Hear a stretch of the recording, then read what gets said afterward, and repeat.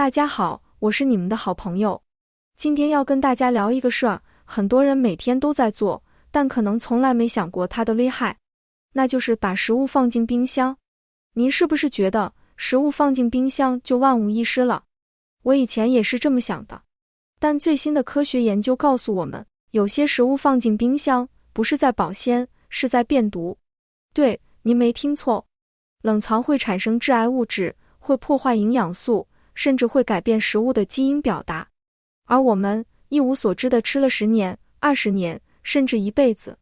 这些年来，我们的身体究竟累积了多少伤害？解毒能力在慢慢减弱，毒素在慢慢堆积，终有一天，身体会撑不住的。我们都希望自己能健康长寿，活力满满，对吧？那从今天起，就一定要把这些食物从冰箱里拿出来。今天我会告诉您最危险的几种食物，尤其是第2种，很多长辈都会搞错，千万别错过。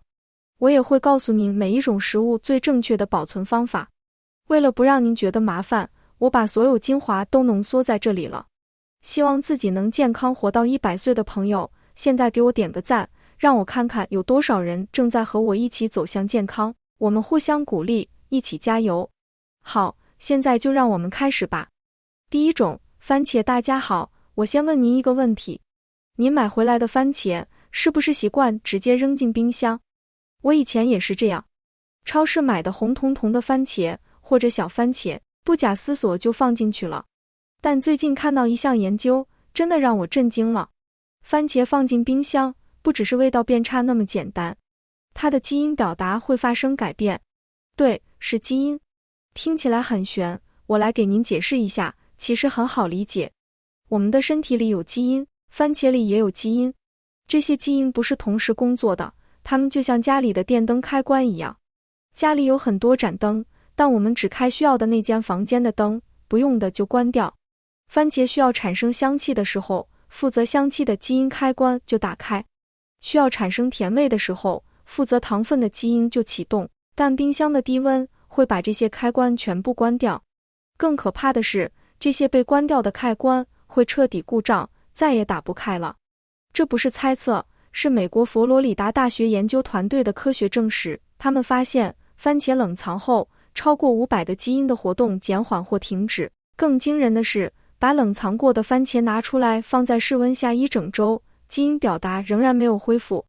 也就是说，番茄一旦进了冰箱，在基因层面就已经发生了不可逆的改变。所以你有没有发现，从冰箱里拿出来的番茄软烂、没味道，还有点涩，这就是原因。表面看起来好好的，但里面在分子层面已经完全变了。为什么会这样？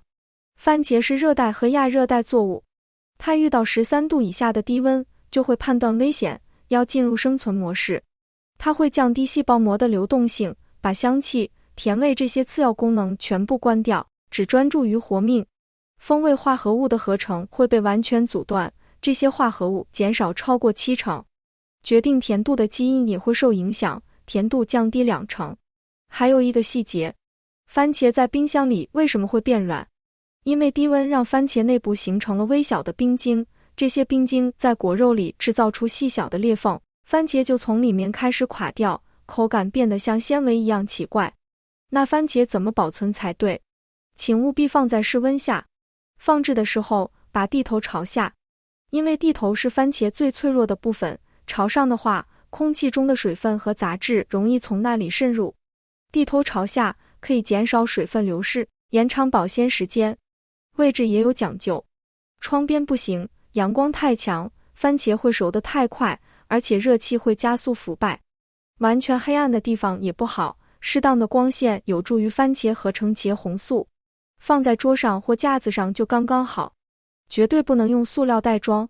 番茄会产生一种叫乙烯的气体，塑料袋把这种气体锁住，番茄会加速过熟腐烂。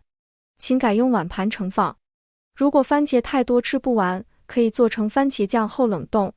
做法很简单，番茄大致切碎放入锅中，加橄榄油、大蒜、盐调味，熬煮大约1小时，就变成浓郁的番茄酱了。放凉后冷冻，可以存放好几个月。配饭吃、涂面包都很棒。这里还有一个加分小知识，煮熟的番茄，茄红素的吸收率比生番茄高出2到3倍。原因是茄红素藏在番茄的细胞壁里，加热后细胞壁破裂，茄红素就释放出来了，身体更容易吸收。挑番茄也有诀窍，不要选太硬的，稍微软一点的更好吃。按压蒂头部分，稍微有点凹陷是最好的。最重要的是闻一闻，蒂头部分应该有番茄特有的青草香和甜味，如果没有气味或者气味奇怪，就不新鲜了。另外，香蕉、苹果、梨子、桃子这些水果会产生大量乙烯气体，会加速番茄腐烂，不要放在一起。黄瓜、花椰菜、莴苣这类蔬菜也要和番茄分开放，因为番茄释放的乙烯会让这些蔬菜更快枯萎。番茄最好单独在室温保存。第二种，蜂蜜接下来是第二种。这种食物大多数人都放在室温下保存，但也有人问，放冰箱是不是更新鲜？我要明确告诉您，不是的。这种食物放进冰箱反而会出问题，就是蜂蜜。您知道吗？蜂蜜几乎是世界上最不容易坏的食物之一。古埃及金字塔里发现过3000多年前的蜂蜜，据说当时仍然可以食用。为什么蜂蜜能保存这么久？因为它的糖度通常在80以上，水分含量在18%以下。微生物要生存，必须有水，但在蜂蜜里，渗透压的作用会把微生物体内的水分反向抽走，细菌和霉菌根本没办法在蜂蜜里生存。蜂蜜还是酸性的， pH 值大约在 3.2 到 4.5 之间，这种酸性环境也能抑制微生物繁殖。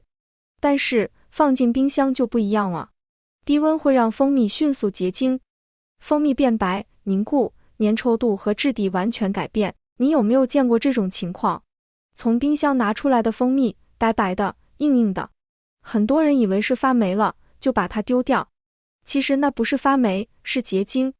但问题还不止于此，冰箱里会产生结露现象。每次打开冰箱门，温差会让瓶子表面凝结水珠，这些湿气可能渗进蜂蜜里。一旦蜂蜜的水分含量超过 20%， 酵母就会开始发酵，蜂蜜的品质会下降，最重要的抗菌活性也会减弱。研究表明，在10度以下保存，蜂蜜的抗菌特性会显著降低。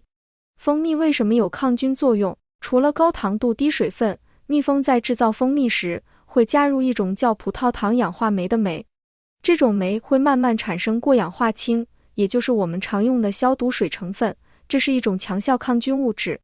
但如果放进冰箱，这种酶的活性会降低，再加上湿气渗入稀释蜂蜜，抗菌效果就大打折扣了。蜂蜜应该怎么保存？放在18度到24度左右的室温环境就好，水槽下方、食品储藏架都不错。厨房架子上要避开炉具旁边，那里温度太高。密封非常重要，蜂蜜会吸收空气中的水分，盖子一定要拧紧，每次用完立刻盖好。瓶口沾了蜂蜜，要擦干净再盖，不然湿气会从那里渗入。如果蜂蜜已经结晶了，可以把整瓶放进温水里慢慢融化，水温不能太高，大约40到50度就好，用手摸起来温热但不烫的程度。不能用滚烫的热水，那会破坏蜂蜜里的酶和营养素。浸泡10到20分钟，期间偶尔轻轻搅拌，就能慢慢恢复原状了。补充一个小知识，颜色越深的蜂蜜，抗氧化成分往往越多。荞麦蜜、龙眼蜜这类深色蜂蜜，比相思蜜含有更丰富的多酚和类黄酮，这些成分可以清除体内的自由基，防止细胞损伤。深色蜂蜜味道浓郁，带有微微的苦味。如果您平时养生意识强，可以优先选择深色蜂蜜。无论哪种蜂蜜，保存方法都一样，室温、密封、避光，3点到位，就能长时间保留蜂蜜的全部好处。第三种，马铃薯，接下来是第三种。这个误区，年轻人犯的比较多。从超市买了一袋马铃薯，觉得冰箱里比较干净整洁，就直接放进去了。你有没有把马铃薯放进冰箱过？有没有发现拿出来炒或者炸的时候，感觉异常的甜？现在我来告诉您为什么，以及为什么这很危险。马铃薯里的淀粉在低温下会迅速转化为糖，这在专业上叫做冷诱导甜化，听起来好像没什么问题，甜一点而已嘛，对吧？但问题来了，如果您用含糖量高的马铃薯去油炸或者高温烘烤，就会出大事。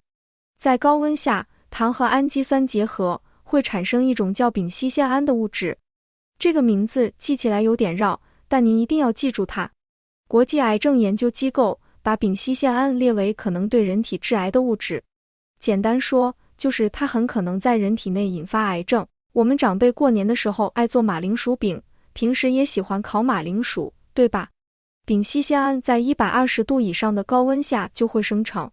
如果用冷藏过的马铃薯来做这些料理，产生的丙烯酰胺会大大增加。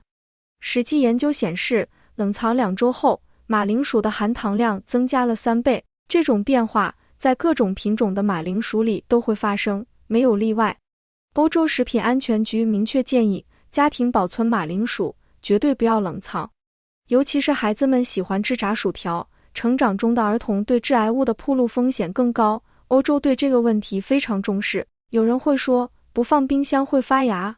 没错，冷藏确实不容易发芽，但代价太大了。为了防发芽去冷藏，却增加了致癌物的风险，这笔账怎么算都不划算。那马铃薯怎么保存？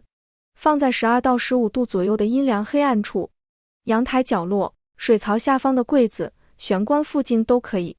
用通风的纸袋或篮子装，绝对不能用塑料袋。马铃薯会呼吸，会排出水分，塑料袋不透气，这些水分被困住，反而会更快长霉。遮光真的很重要。马铃薯接触光线会产生一种叫龙葵素的天然毒性物质。你有没有见过马铃薯皮变绿？那就是龙葵素，它会引起腹痛、腹泻，严重时还会呕吐。更麻烦的是，龙葵素加热也不容易被破坏，煮熟炸熟都还在。所以变绿的部分一定要切掉再用。还有一点很重要，洋葱和马铃薯要相隔至少90公分以上。洋葱释放的气体会加速马铃薯腐烂，马铃薯释放的湿气会让洋葱变软。放在一起，两个都坏得快。分开存放，马铃薯最多可以保存3个月，但放进冰箱，2周内品质就会急剧下降。如果需要削皮的马铃薯，请浸泡在水中，防止接触空气变黑，但不要泡太久，水溶性营养素会流失，尽快使用就好。加分知识：马铃薯的营养其实非常丰富，它含有大量维生素 C 和钾，钾含量比香蕉还高，对调节血压很有帮助。它还含有抗性淀粉，消化速度慢，减肥时适量吃反而有帮助，但要水煮或清蒸，不要油炸。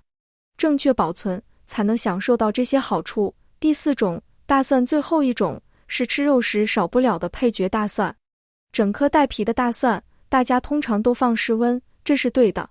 但是现在超市卖剥好的大蒜越来越方便，省去了剥皮的麻烦，所以很多人买回来就直接放冰箱。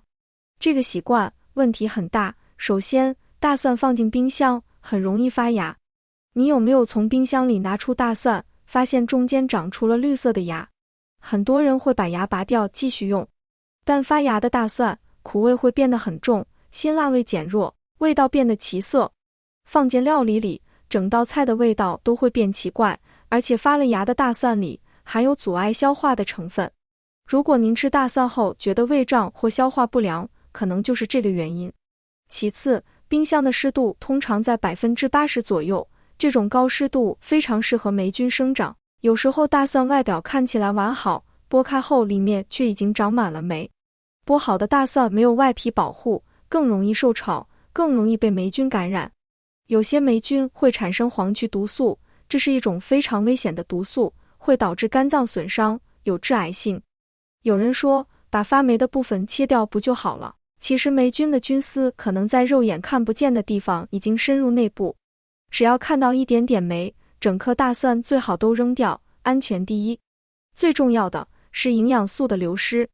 大蒜里最核心的健康成分叫蒜素，它负责大蒜的抗菌作用，有助于血液循环，降低胆固醇，增强免疫力。我们说大蒜对预防感冒有帮助，靠的就是蒜素。研究显示，冷藏10天内，蒜素含量会减少1半。为什么会这样？蒜素其实不是直接存在于大蒜里的。大蒜里有蒜氨酸这种前驱物质和一种叫蒜酶的酶。切碎或捣碎大蒜的时候，这两者结合才会产生蒜素。但冰箱的低温会降低蒜酶的活性，酶运作不正常，蒜素就无法充分产生。即使已经产生了的蒜素，在低温下也容易分解。冷藏还会损坏大蒜的细胞壁。你有没有发现，大蒜在冰箱里放久了会变软，就是细胞壁受损，内部结构崩塌了，捣碎的时候变得黏糊糊的，粘刀粘砧板，用起来很麻烦。大蒜怎么保存才对？放在通风良好、阴凉干燥的地方，15到18度最理想。用网袋或篮子装，不能用塑料袋。避开阳光直射，不要放在窗边或炉具附近。整颗带皮的大蒜，这样可以保存最多6个月。剥开后的大蒜，最好在10天内吃完。去了皮的大蒜，氧化速度很快，蒜素前驱物质暴露在空气中会迅速变质。如果买了剥好的大蒜，不得不短暂冷藏，请务必1周内用完。如果想长时间保存，可以把大蒜切碎，用橄榄油浸泡后冷冻。需要用的时候，用汤匙挖出来直接下锅，非常方便。加分知识：大蒜的处理方式影响蒜素的产生。切碎或捣碎大蒜后，先静置10分钟左右再下锅，即使加热，蒜素也能在一定程度上保留。如果直接把整颗大蒜放进锅里，蒜酶会被高温破坏，蒜素根本就没机会生成。另外，大蒜不要长时间加热，翻炒1到2分钟就够了，太久会把蒜素分解掉。生吃大蒜是摄取最多蒜素的方式。蘸酱里加碎大蒜，吃肉时搭配生大蒜，都是有道理的。但生大蒜刺激性强，1天2到3瓣比较合适，不要多吃，对胃不好。总结好了，今天我们讲了4种绝对不能放进冰箱的食物。快速回顾一下：番茄放进冰箱，基因表达会发生不可逆的改变，超过500个基因停止工作，香气和甜味消失超过70%。蜂蜜放进冰箱会结晶，湿气渗入后抗菌活性大幅下降。马铃薯放进冰箱，淀粉转化为糖，高温烹饪后会产生丙烯酰胺这种可能致癌的物质。大蒜放进冰箱，蒜素减少1半，容易发芽和发霉，最重要的健康功效大打折扣。每种食物都有它自己的脾气，都有基于科学的正确保存方式。错误的冷藏方式会破坏营养素，降低功能性成分，甚至带来食品安全风险。我们的身体从60岁以后，营养素的吸收率就开始下降，靠食物摄取足够的营养变得越来越重要。如果因为保存方式错了，那些好东西还没进身体就已经消失了，真的太可惜了。冰箱是伟大的发明，但它不是万能的。把所有东西都塞进冰箱，这个习惯真的要改一改了。了解每种食物的特性，用对应的方法保存，才是真正的聪明之举。今天讲的这4种食物，哪一种最让您震惊？是不是有哪种您家里天天都在放冰箱？欢迎在评论区告诉我，我会认真查看每一条留言，为您提供个性化的建议。如果觉得今天的内容对您有帮助，请不要忘记点个赞。您的支持是我持续输出有价值内容最大的动力。也请把这条视频分享给您的家人、朋友、邻居，特别是家里的长辈。这些小知识可能真的会保护到他们的健康。转发出去，就是在帮助身边的人。改变不需要很难，从今天起，把马铃薯放到阴凉处，把番茄放回桌上，把蜂蜜盖紧盖好，把大蒜挂到通风的地方。这几个小小的动作累积起来，会守护您和家人的健康。祝大家身体健康，每天都过得舒坦快乐。我们下次见。